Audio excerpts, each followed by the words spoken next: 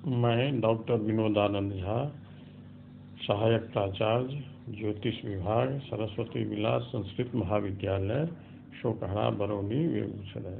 मैं अभी शास्त्री कक्षा में चंद्र साधन पढ़ाने जा रहा हूँ। इससे पूर्व की कक्षा में सूर्यादि ग्रहों का स्पष्ट साधन पढ़ाया था। तो सूर्यादि ग्रह का साधन से चंद्रमा का साधन भिन्न होता है, इसकी प्रक्रिया अलग है, इसलिए इसको अलग से कहने की जरूरत है। अब कहते हैं कि भयातम भवोगा धृतं तद्गत अक्षरयुतं खाब्धिनिघ्नं विभक्तं क्रमेण गुणा फलम भाग पूर्व शशि तद्गति खाभ्र खाभ्रेभ नागाश्विनो भोग भक्ता। तो चंद्रमा का साधन करने के लिए मुझे भयात और भवोग की आवश्यकता होती है। तो उनकी कक्षा में भयात भवोग का साधन भी पढ़ाया गया था, तो उसके आधार पर भयात एवं भवोग का साधन कर लेते हैं। आप भयात भवोग का साधन करके जिस नक्षत्र में जन्म होता है, जन्म नक्षत्र का विज्ञान उसके माध्यम से हो जाता है। तो अब कहता है कि भयातम भवोगा धृतम, भयातम भवोगात धृतम।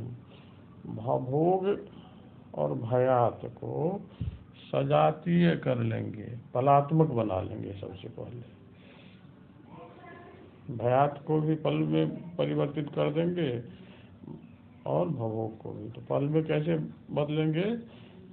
तो मान लीजिए कि भयात अनुराधा नक्षत्र का भयात 45 दंड 55 पल है और भवोग 57 दंड और 14 पल है। तो इसको 60 से हम गुना करेंगे। 45 गुने 60 जोड़ 55, तो जो होगा तो वह पलात्मक भयात हो गया। अब भवोग 57 14 है, तो 57 गुने 60 जोड़ 14, तो इसको कर लेंगे तो 34 34 हुआ। तो यह पलात्मक भयात और पलात्मक भवोग इस तरह से हो गया। अब श्लोक के अनुसार, ग्रंथकार के अनुसार, यह ग्रंथ अभी जिस ग्रंथ को पढ़ा रहे हैं यह जन्मपत्र दीपक है। जन्मपत्र दीपक के लेखक बिंदेश्वरी प्रसाद द्विवेदी जी है। ये कहते हैं भयातम भवोगात हृतम, पलात्मक भयात में पलात्मक भवोग से भाग दें। भाग देने पर जो भागफल होगा उसमें गत नक्षत्र की संख्या को जोड़ दें। गत नक्षत्र की संख्या को जोड़ने पर जो प्राप्त होता है उसमें 40 से गुना कर दें। 40 से गुना करने पर जो गुणनफल होता है उसको कहते हैं कि विभक्तं क्रमेण गुणा। उसको 3 से भाग देने के लिए कहते हैं। 3 से भाग देने पर जो शेष बचता है वह अंशात्मक चंद्रमा होता है। स्पष्ट चंद्रमा अंशात्मक हुआ, और अंशात्मक चंद्रमा जो हुआ तो अंश में 30 से भाग देने पर राशि निकाल लेंगे। इस तरह से राशियादि चंद्रमा हो गया। तो इस तरह से भी इसको कर सकते हैं। भयात बटा भवोग बराबर भागफल, भागफल जोड़ गत नक्षत्र की संख्या बराबर योगफल, और योगफल गुने 40 बराबर गुणनफल, और गुणनफल भागा 3 बराबर अंशादि स्पष्ट चंद्रमा। उदाहरण के स्वरूप में हम देखते हैं कि 45 और 55 अनुराधा नक्षत्र का भयात है और 57 14 भवोग है। तो इसको पलात्मक बनाने पर तो 45 गुने 60 जोड़ 55 बराबर 27 55 होता है, और 57 गुने 60 जोड़ 14 बराबर 34 34 होता है। तो यह पलात्मक भयात और पलात्मक भवोग हो गया। अब पलात्मक भयात 27 55 में 34 से भाग देते हैं। भाग देने पर 27-55/34 बराबर होता है 0, 48, 8, 11। इतना भागफल हुआ। इसमें गत नक्षत्र विशाखा है तो उसकी संख्या 16 होती है, तो इसको हम जोड़ देते हैं। तो अब जोड़ने पर 16, 48, 8, 11 हो गया। अब श्लोक की पंक्ति के अनुसार खाभ्य निगधं, इसको 40 से गुना करके अब विभक्तं क्रमेण गुना और 3 से भाग देते हैं। तो 16, 48, 8, 11 गुने 40/3 हुआ। तो अब इसको जो किए गुना और भाग, तो 672,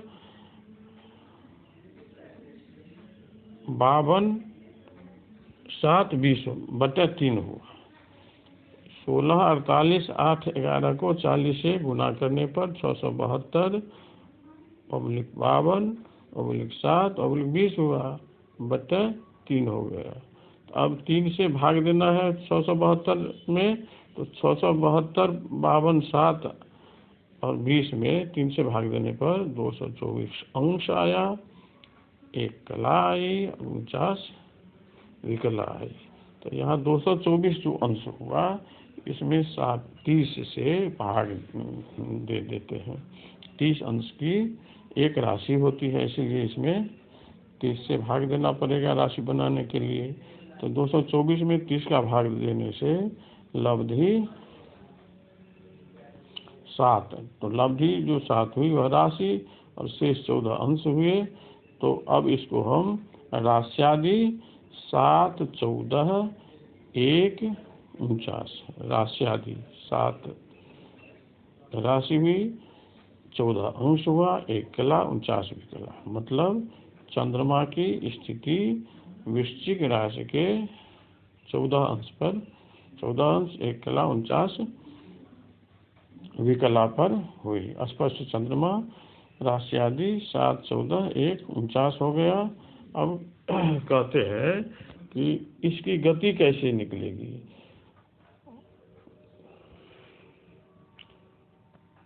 तो चंद्रमा की गति निकालने के लिए खाभ्र खाभ्रेभ नागाश्विनो, खाभ्र खाभ्रेभ नागाश्विनो भोग भक्ता है। ख मतलब शून्य, अभ्र मतलब शून्य, ख मतलब शून्य, अभ्र मतलब शून्य, मतलब 4 शून्य हो गया। इभ मतलब होता है 8, इभ मतलब हाथी, तो उसकी संख्या 8 होती है। फिर नाग, उसकी भी संख्या 8 होती है। अश्विनी कुमार, संख्या लिया जाता है 2। तो 288 पर 4 को चुनना।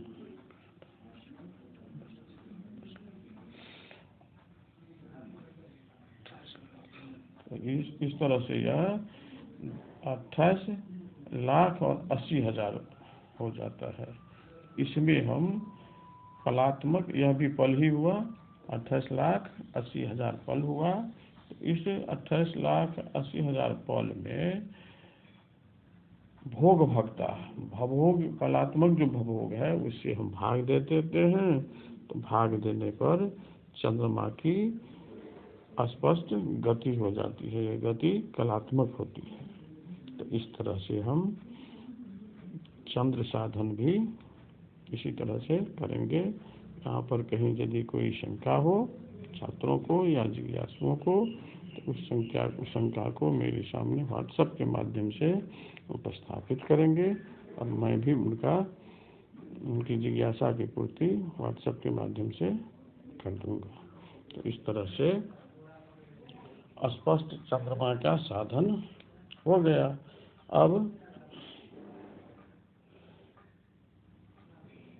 पलभा पर से चरखंड का ज्ञान करना है।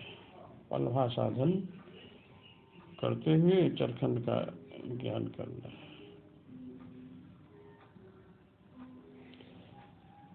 तो दिनार्ध कालेज मुखस्थितेया भा साय नारके पलभा भवेच्चा दिग्भिर गजर दिग गुणितर गुणांशहि गुणांशैस्त्रिष्ठा हतः शिवश्चरखंड कानि दिनार्ध कालेज मुखस्थिते या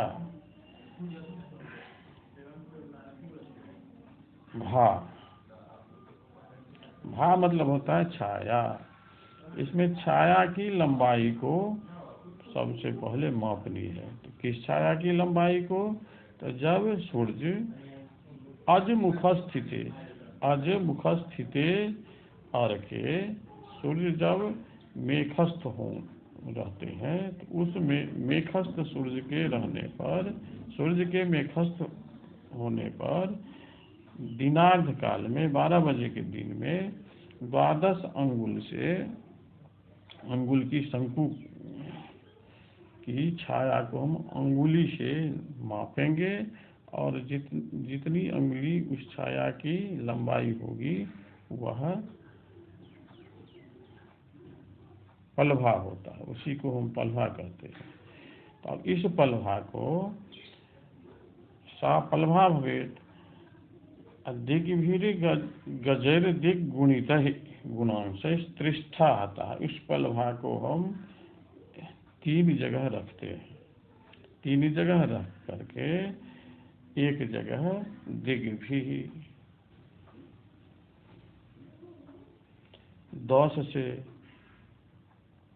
गुना करते हैं। फिर दूसरी जगह जो रखी हुई है पलवा उसको 8 से गुना कर देते हैं और तीसरी जगह में 10/3 से गुना करते हैं।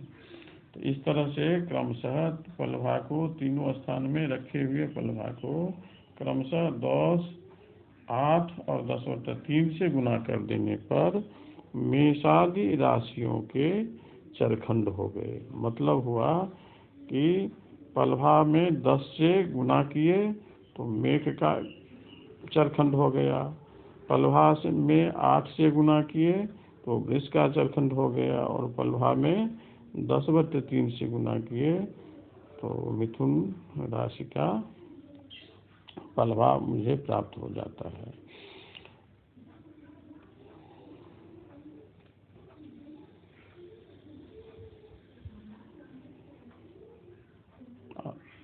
तो इस तरह से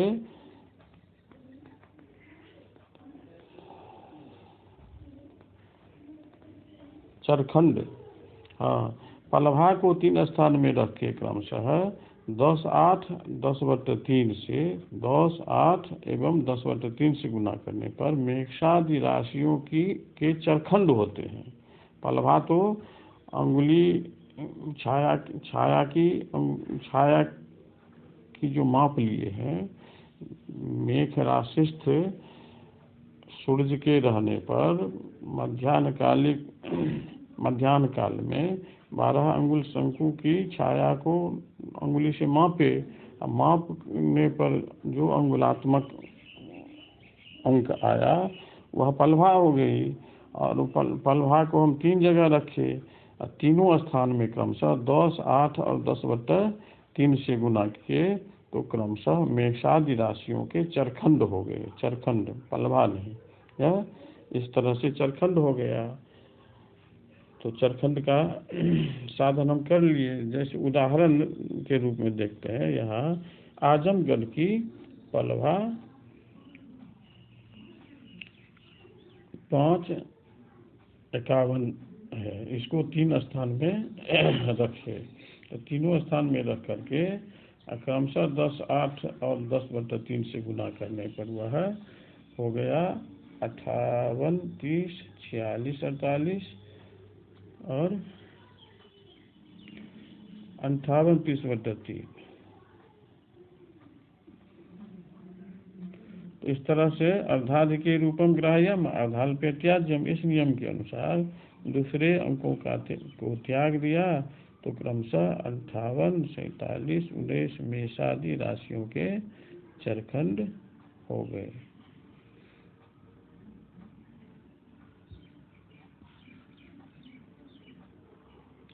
तो इस तरह से पलभा का जो ज्ञान दिया गया है, पलभा साधन का प्रकार दिया गया है, तो वह सर्वत्र सब जगह सब समय में पलभा का ज्ञान प्राप्त करना सुलभ नहीं है। इसलिए इस कठिनाई को दूर करने के अभिप्राय से ही कतिपय देशों के अक्षांश और उस पर से पलभा ज्ञान की सारणी ग्रंथकार के द्वारा ग्रंथ में उपस्थापित की गई है और सारणी के माध्यम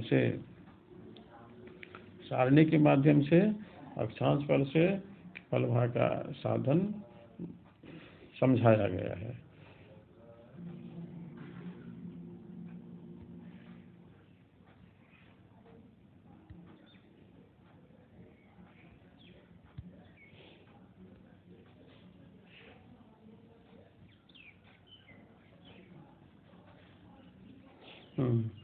अब कहता है कि पलांशतश्चेदधिकं कलाद्यं व्यतीत भोग्याक्ष प्रमांत रघ्नम षष्ठ्याहृतं तत्फलयुग्यता या अक्षभावेत सा अभिमता सुखार्थम।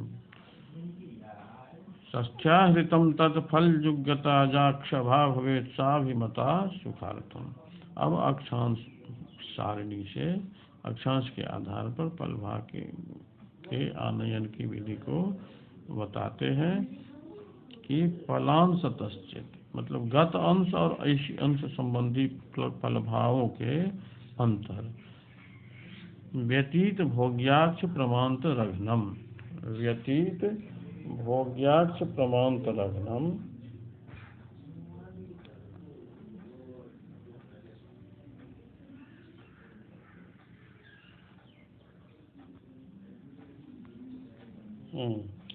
पलांश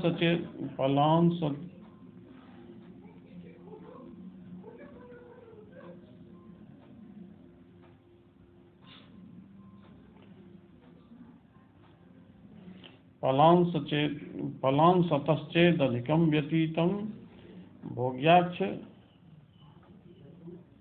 पलांशतश्चेदधिकं कलाद्यं व्यतीत भोग्याक्ष प्रमांत रघ्नम षष्ठ्याहृतं तत्फलयुग्यता याक्षभावेत साभिमता सुखार्थम। व्यतीत भोग्याक्ष प्रमांत रघ्नम, अक्षांश का जो गत और भोग्य अंश है उसके अंतर को कहता है घनम, गुना करने के लिए, पलभावों के अंतर को गुना करने के लिए किससे? तो कलाद्यम, अक्षांश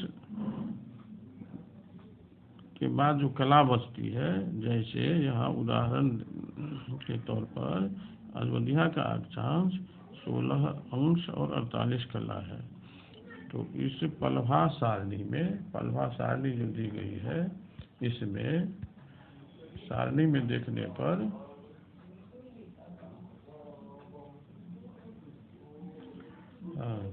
अक्षांश 26 अंश 48 कला है, तो 26 अंश 48 कला वाली सारणी में पलभा 5 51 शून्य है और 27 वाला में 6 6 50 है। इन दोनों का हम अंतर करेंगे, तो अंतर करने पर जो शेष बचेगा उसमें अक्षांश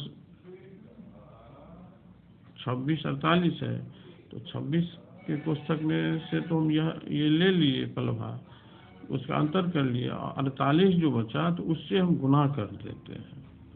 तमांत रघ्नम कलाद्यम, कला से गुना कर देते हैं। षष्ठ्याहृतम, कला से गुना करने पर जो गुणनफल होता है उसमें 60 से भाग देते हैं। भाग देने पर जो लब्धि आती है उस लब्धि को, उस भागफल को गत अक्षांश संबंधी पलभा में, गत अक्षांश संबंधी पलभा हुई, अक्षांश जो 26 अंश है, उस 26 अंश के अनुसार जो पलभा आती है 5 51 7, उस पलभा में जोड़ देते हैं इस लब्धि को। जोड़ देने से जो होता है वह अभिष्ट पलभा उस स्थान का पलभा हो जाता है। अब उदाहरण स्वरूप, उदाहरण के तौर पर हम देखते हैं अयोध्या का अक्षांश 2648 है। ये 26 अंश का पलवा 551 7 आता है एवं 27 अंश का पलवा 6650 आता है। इन दोनों का अंतर करने पर शेष 0, 15 और 43 बचते हैं। इस 0, 15, 43 को अक्षांश के बाद जो 26 के बाद 48 कला है उस 48 कला से गुना कर देते हैं। तो गुना करने पर 754 24 हो जाता है। और इस 754 24 जो गुणनफल हुआ इसमें 60 से भाग दे देते हैं। तो 60 से भाग देने पर 12 34 होता है। इसे अक्षांश 16 अंश की जो सारणी में उल्लिखित पलवा 551 7 है उसमें जाकर के जोड़ देते हैं। तो जोड़ देने पर 6 3 41 अर्थात स्वल्पांतर से 6 4 अंगुलात्मक पलवा का मान हुआ। इसे इस पलवा को अक्षभा अथवा विषुवती भी कहा जाता है। तो इस तरह से चरखंड का ज्ञान और पलवा का ज्ञान भी हम प्राप्त कर लिए। और यहाँ कहीं यदि कोई शंका हो तो उस शंका को व्हाट्सएप के माध्यम से रखेंगे, जिसका समाधान मेरे द्वारा कर दिया जाएगा। इस तरह से फिर इसके बाद लंकोदय पर से सूर्योदय का ज्ञान अगली कक्षा में हम लोग प्राप्त करेंगे। इस पर विशद चर्चा करेंगे। इस तरह से यह वर्ग अभी समाप्त हो रहा है।